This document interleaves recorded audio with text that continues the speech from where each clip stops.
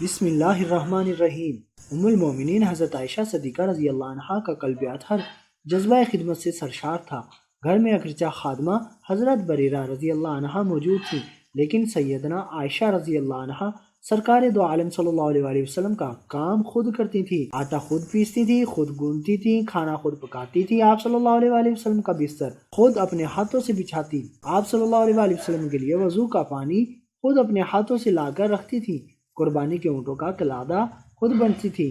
نبی اکرم صلی اللہ علیہ وآلہ وسلم کے سر مبارک میں کنگھا خود کرتی تھی، آپ صلی اللہ علیہ وآلہ وسلم کے وجود مبارک کو عطر خود لگاتی تھی، آپ صلی اللہ علیہ وآلہ وسلم کے کپڑے خود دھوتی تھی، اور سوتے وقت آپ صلی اللہ علیہ وآلہ وسلم کی مسواک اور پانی سرخانے خود رکھتی تھی، مسواک کو صفائی کی غرض سے دھویا کرتی تھی۔ گھر میں آپ صلی اللہ علیہ وآلہ وسلم کا کوئی مہمان آ جاتا تو خود مہمان نوازی کی خدمت سر انجام دیتی تھیں۔